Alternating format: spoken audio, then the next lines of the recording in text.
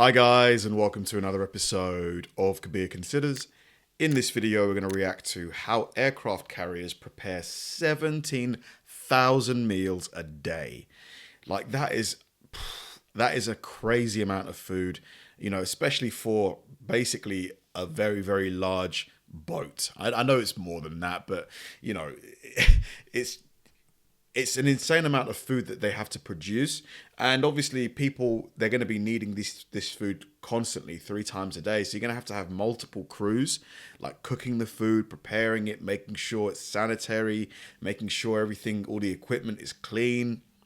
It's got to be a very organized, tightly run system. You may have heard of Meals on Wheels, but have you ever wondered about the naval military equivalent? Food looks pretty good. The United States Navy has officially taken mobile mealtime to the next level. Every day that an American nuclear-powered aircraft carrier spends at sea, it has to provide 3 square meals for the 5,000 hungry sailors who call the ship home. The resulting process is a mind-boggling marvel of culinary engineering. If you're doing the math, I'll spare you the mental gymnastics. That's over 17,000 meals, 7 days a week, 365 days a year. Wow. How, you ask, is this even possible? Let's find out. They say the way to someone's heart is through their stomach. This certainly applies to hungry American sailors of the US Navy. Aboard the most common aircraft carrier in the Navy fleet, the 100,000-ton Nimitz-class vessel, an average crew complement of between 5,000 and 6,000 sailors will spend months on deployment working, sleeping, and eating aboard their city at sea. Whether you're busy scrubbing the flight deck, flying an F/A-18F Super Hornet, maintaining the nuclear reactor, or overseeing the arresting gear operation, the elementary needs of this crew What's the arresting gear operation? are truly staggering. Feeding thousands of people in a relatively cramped space requires a Herculean logistical effort. On any given day, a carrier's crew can consume more than 1,600 pounds of chicken, 160 gallons of milk, 30 cases of cereal, and 350 pounds of lettuce, noted Chief Petty Officer Naomi Goodwin, The ribs! herself responsible for preparing officers' meals aboard an aircraft carrier. Because carriers can spend months at sea, they often deplete their perishable items like fruits and vegetables before the deployment is complete. To compensate, they stock up with as much perishable food as possible at the beginning of a deployment. Once the fresh food disappears, canned or dried goods can only get you so far. To maintain morale as stocks dwindle, a carrier's supply crew is regularly in contact with wholesale distributors who work to replenish stocks whenever a carrier comes near a port. When US Navy warships have to resupply at sea, they use a process called underway replenishment. Getting the food aboard is probably the hardest part. The alongside connective replenishment Wow, she's in this. Is that snow or rain? Rain, no jacket or anything. method is the most common form of underway replenishment. When a supply vessel pulls up to the carrier, it must match its speed on a parallel trajectory, a daunting task in rough seas and choppy winds. Once in place, the 2 ships are connected by a hotline, followed by a much heavier duty messenger line, which facilitates the transfer of heavy pallets loaded with food, mail, fuel, and other supplies. Like zip line? Coasting across the open watery chasm separating the 2 vessels, the carrier's crew pulls in heavy palletized cargo and begins storing boxes of pineapples, tomatoes, apples, onions, potatoes, and more in one of the carrier's fluorescent-lit refrigeration and dry storage units. Replete with hanging ethylene filters that preserve products over longer periods by trapping gases that cause ripening, refrigeration units are traditionally located in a centralized area several decks beneath the galley. Vertically stacking galleys and storage areas was a deliberate design choice, giving cooks easy access to the ingredients they need at mealtime using hydraulic lifts and elevators. Resupply occurs every week or so, adding between 400. Dang, so they actually do zip it across. These wires must be so strong, because this has got to weigh at least, here we go, look, 1,000,000 pounds. I mean, this can't weigh 1,000,000 pounds, no way. 1,000 and 1 million pounds of food to the carrier's stocks. If necessary, supplies can also be delivered vertically via helicopter or light aircraft when the situation arises. The 5 galleys aboard the Nimitz, commissioned in 1975, differ from their more modern counterpart, the USS Ford supercarrier, commissioned in 2017.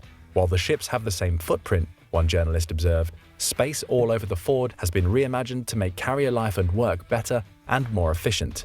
Rather than 5 galleys, the Ford has 2, one centralized in the aft section of the ship, the other forward to serve the carrier's air wing. Alright, so far so good. No one's going hungry anytime soon. Look at that. But what about drinking water? You need a lot of it to hydrate thousands of sailors in what is often a hot and humid work environment. Luckily, modern aircraft carriers have world-class desalination facilities on board. These portable water plants work almost like a distillery. Water is superheated to steam, then condensed using cooled pipes. Minerals are added as the water is filtered for drinking and general use. All this is powered using the ship's nuclear reactor, which itself only has to be refueled every 25 years. Man, these aircraft carriers are marvels of engineering, aren't they? You know, they are just so impressive in what they can do, you know, how long they can stay out there without being refueled, just the capabilities, you know, militarily with the weapons. Pretty amazing stuff. While we're on the topic of facilities, wondering what kind of monster kitchen you'd need to service all these sailors, here's the thing, it's not about size, it's about efficiency. A carrier's cooking facilities have been well designed to cater to the masses. They have to be. A carrier is designed for efficiency. Below deck, snaking maze-like corridors and tiny rooms take advantage of every inch of available space. Kitchens are cramped, filled to the brim with the latest industrial cooking machinery, huge stoves that make the temperature soar in that confined interior space, automated self-cleaning convection ovens that can cook any kind of meat in a variety of ways, commercial-grade mixing bowls, rows upon rows of warming trays, soup vats, tilt skillets, deep fryers, broilers, commercial toasters, microwaves, food storage containers, drying racks, bussing carts, food processors, prep tables, blenders, and more. It's almost like a gigantic restaurant on the sea. All this equipment enables culinary specialists to cook huge batches of food for the sailors aboard. What does it all cost to feed a crew this size? Well, grab your wallet because it'll cost a pretty penny. Senior Chief Francis Pattle, a culinary specialist aboard the George H.W. Bush, estimated that the Navy spends somewhere between $45,000 to $65,000 a day on food at sea. That's $1.8 million a month. Woo! It's pretty good bang for your buck considering what you get. 16 to 18,000 meals a day, from 6 a.m. breakfasts through to the aptly named mid-rats or midnight rations. But how do the meals actually get prepared? Teams of chefs, known as culinary specialists, form the dream team aboard the carrier. There are around 93 culinary specialists in all who follow a strict 15-day menu cycle to simplify the meal selection process. The regimented cooking process has been optimized for mass production. Cooks spend hours bulk prepping huge batches of food, a constant responsibility that can be monotonous at times. Do the higher-ranking officers aboard the aircraft carrier get the same food, or do they basically, you know, are there special things made for them, or do they all eat the same thing? I'm guessing they don't eat together. They probably have separate, you know, dining facilities, but like they must just eat the same food, or do they get like a special a la carte menu with like lobster on it and stuff? To add variety to their own schedules, junior cooks are trained on different tasks to make them more versatile in the galley. It is hard work, sometimes at strange hours. The breakfast shift can wake up as early as 3 a.m. to have enough time to prepare enough pancake batter, sausages, oatmeal, eggs, and bacon to go round. 3 Cooks tend to work a.m. 12 to 16-hour shifts that involve prep work, serving, and cleaning. Punctuality and quality are key. Culinary specialists are held to high standards, the same as those they serve on a daily basis. Special meals punctuate an otherwise routine menu offering. Anything from Taco Tuesday to a Mongolian grill and a special birthday meal each calendar month that can include a tablecloth, wine glasses, nice music, and a main course of prime rib or lobster are sure morale boosters. On most naval vessels, officers eat in their own mess, known as a wardroom, smaller and more refined than the canteen area. An officer's mess boasts padded chairs, tablecloths, and glasses of Coke garnished with slices of lemon. In the wardroom, cooks stick to the same menu cycle as their counterparts in the general mess, but smaller amounts of people to feed, in the hundreds rather than the thousands, means they can take time to cook and present the food a bit more luxuriously. I see. The wardroom, of course, still isn't the finest dining establishment aboard ship. That is reserved for the captain's cabin, a modest-sized room with hints of the old-fashioned ocean liner about it, where a personal chef diverges from the standard menu, preparing fresh meals for the captain and their guests from whatever ingredients they can find on the ship. Yes, sailors on deployment tend to eat far better than their land-based counterparts in the field. Nobody eats MREs at sea. Underway replenishment adds freshness to shipboard food, even if it is prepared on an industrial scale. One of the favorite meals at sea is chicken wings, but to serve it, culinary specialists must prepare 1,600 kilograms of chicken each time. I don't even know what that looks like. Like 3,500 pounds of chicken. I can't visualize it. Like, is that a room full of chicken? A number that reinforces the logistical scale of this insane feeding operation. To bring in that home-cooked taste, bakers make use of massive 60-pound dough mixers to make their own bread, rolls, cookies, and other baked goods. Cooking meals from scratch, sometimes in the view of the serving area, communicates how much the Navy values its service members. Veterans often complain that naval chow served in decades past was subpar and inedible. Today, that's no longer the case.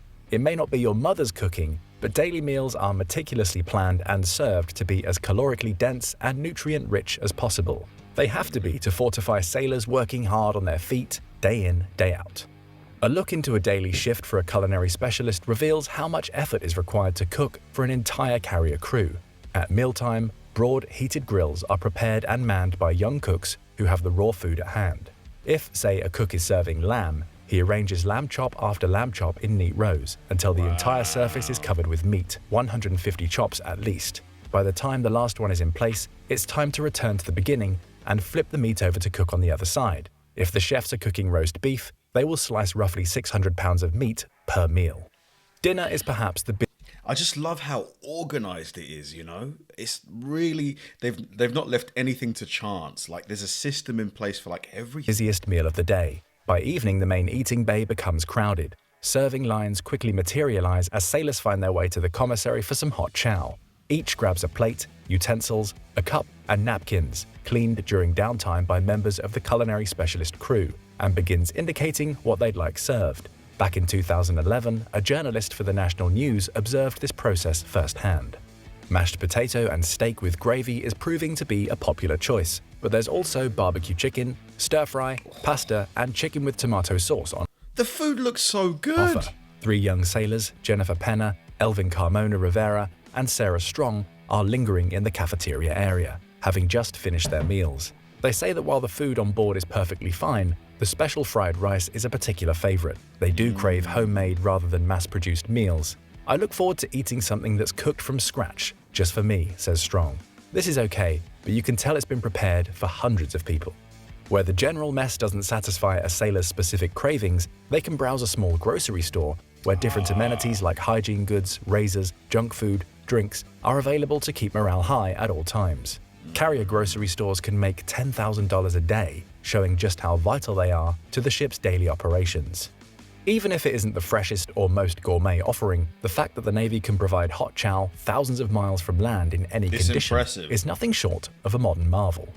It is true that by the time naval sailors reach land once more, they are eager for fresh-cooked food they might once have taken for granted. Wood-fired pizza, mum's home-cooked lasagna, freshly squeezed orange juice, and more are the tantalizing rewards of a deployment well done. This doesn't detract from the impressive service on display in the galleys and storerooms of America's aircraft carriers. The science and logistics behind the process of cooking at sea is truly impressive. Spending 7 to 10 months at a time at sea, cooking crews ensure that good food is prepared and delivered in spades, on time, every day. Have you ever tried Navy chow aboard an aircraft carrier or experienced anything? At the end of the video, he mentioned how the sailors, by the end of their deployment, are really eager to eat, freshly made food, etc. But I have to say, I'm impressed at the food that I saw in this video. Like, some of it looked almost restaurant quality. Like, I'm sure that not all the food, in this video is going to be the stuff that's served on every aircraft carrier. But if it is, it's not bad at all. Like, anyone that's been on an aircraft carrier or any kind of ship that's been deployed for a long time at sea and has eaten food prepared like this, what was it like? Was it decent? What would you give the food out of 10? Thanks for watching, guys, and I'll see you in the next one.